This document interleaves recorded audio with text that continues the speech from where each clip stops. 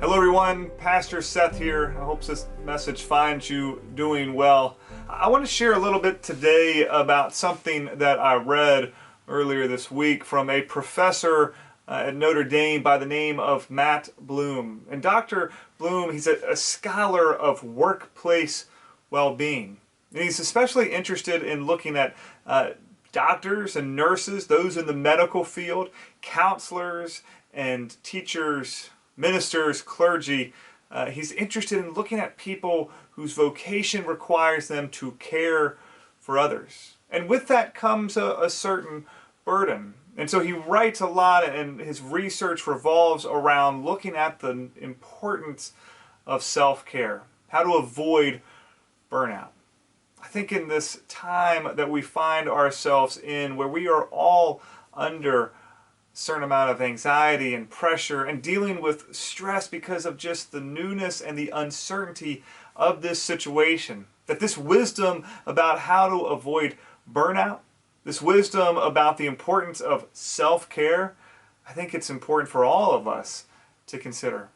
So Dr. Bloom writes about this term called a restorative niche. And what he says is that they use this term to replace what oftentimes we think of as a hobby. Because too often when we hear the word hobby, we think about something that is maybe trivial or not necessary. And what Dr. Bloom says is that having something, a hobby, or a restorative niche, as he describes it, is absolutely necessary. He writes that restorative niches are not frivolous. Indeed, they may be among the best ways to overcome burnout and boost overall well-being. Do you have a restorative niche? Something that you find just joy and peace in, that when you are doing that activity, you're able to shut out the rest of the world, to block out the stressors, the things that you worry about that cause anxiety. It's important for us to find these things. Have you ever cooked, painted, watched birds, written a poem, gone for a hike, played piano, grown something that you've eaten? The list goes on and on and on of things that bring people joy. And it's a varied list, which is great because it speaks to the diversity and complexity of us as humans, that we're so different. We all have different restorative niches.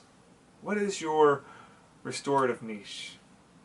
Dale Dieltry, our parish associate here, has a colleague who used to say that find that place that makes you feel whole and visit it often.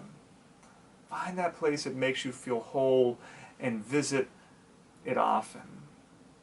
We need to find those places and activities that bring us joy. Because I would say not only are they restorative niches, not only do they restore us, bring joy, bring wholeness, but in a sense they are a spiritual discipline.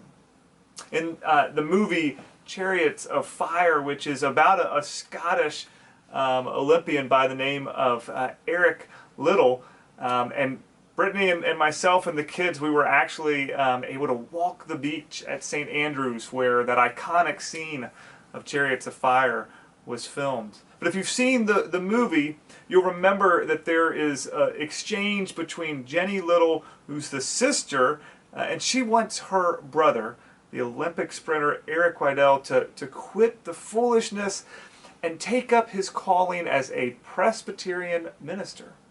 And Eric responds that he believes that God has made him for preaching the gospel.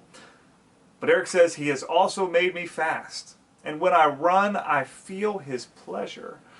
And to give that up would be to hold him in contempt.